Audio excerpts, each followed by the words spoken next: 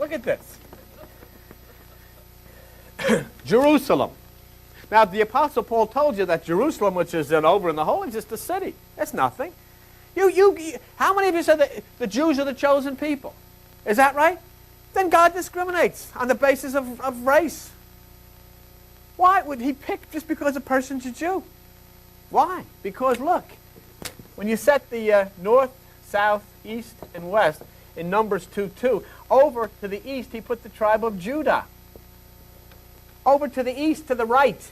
See, when you look north, the east is on the right. That was the positioning of the camp of the tribe of Judah. So those who dwell in the east, those who dwell at the right hemisphere, are the chosen people.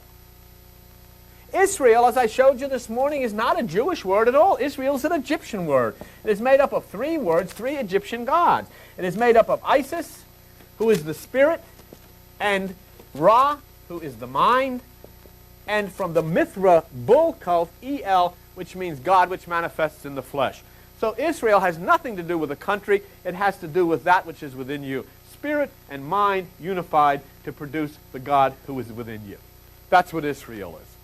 And Jew, being the chosen people, is a derivation from that tribe of Judah, which was positioned in the east or at the right side in the encampment. And you can read about the encampment in Numbers 2:2. The tribe of Judah was at the east. The tribe of Dan, representing the emotional nature, was at the north.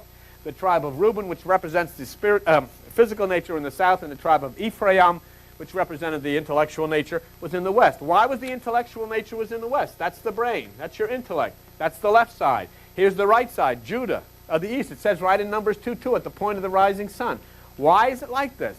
Because it is the intellectualism. It's when you start to figure this out that the darkness comes and overwhelms that which comes from the sun. Right now, if you go outside, you'll find that the west has overwhelmed the east. The darkness has overwhelmed the sun. When you start to get intellectual about this, instead of just meditating and just going into the present, you're intellectualizing, and what you're going to do is bring darkness. You're going to get so smart about this stuff, you're going to miss it. You're going to get so smart about it, you're going to put the lights out. That's why the intellect is positioned in the west, and the spirit is positioned in the east, because it is the darkness which comes from the east, west, that overwhelms that which is the sun in the east. Okay? And so these are all symbols which have no power at all.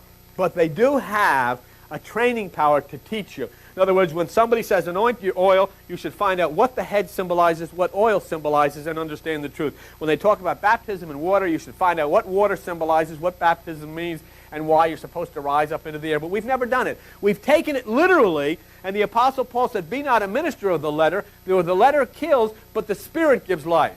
And the entire Bible says, don't take it literally. Jesus Christ says he never speaks but in parables.